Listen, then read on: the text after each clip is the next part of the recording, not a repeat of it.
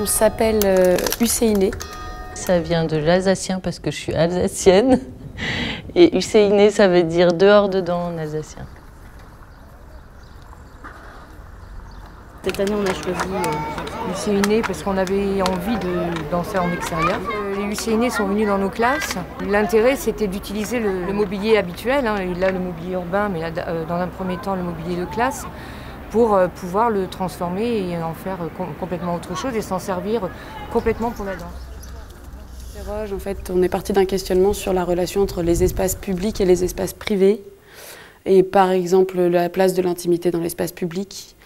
Et du coup, en fait, pour mener cette recherche et cette réflexion, on s'est dit on va faire un protocole d'implantation dans l'espace public pour pouvoir éprouver et puis travailler avec le corps, échanger avec les gens, voir ce qu'on peut provoquer ou pas comme réaction par rapport à ça.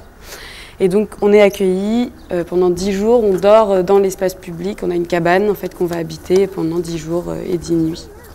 On a commencé par aborder les limites. Qu'est-ce qu'une limite en général et notamment les limites de l'espace parce que nous on travaille beaucoup avec l'espace. Oui, on peut escalader des choses, on peut grimper quelque part, mais quelles sont les limites de ce qui est possible, de ce qui ne l'est pas. Dans l'idée, la petite histoire qu'il raconte, c'est des explorateurs qui se réveillent dans l'espace et puis qui partent à la recherche de leur équipage. Et puis après, il y a tout ce travail autour de la masse d'enfants qui se développe pendant le spectacle.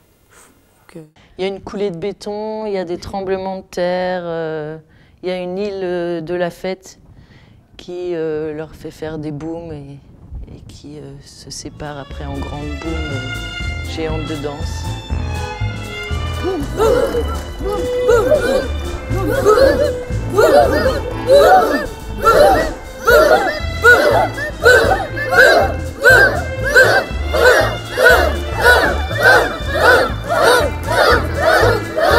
Ça leur a apporté déjà une aisance au niveau du corps, alors qu'au départ ils étaient plutôt raides.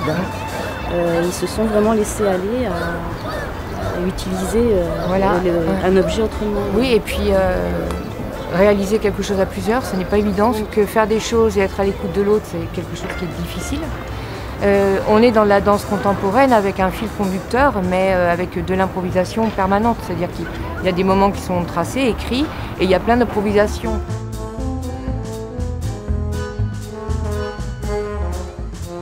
Travail très enrichissant, vraiment avec Husséiné. Et on les remercie. Une compagnie très intéressante. Ouais, assurément. Voilà. C'est sur la liberté. On faisait des missions, par exemple, on devait compter jusqu'à 20 sans, dans le désordre, sans qu'on se dise les numéros. Et il fallait pas qu'on se le dise en même temps, sinon on avait perdu. On a trouvé un moyen, c'est qu'on se regardait dans les yeux.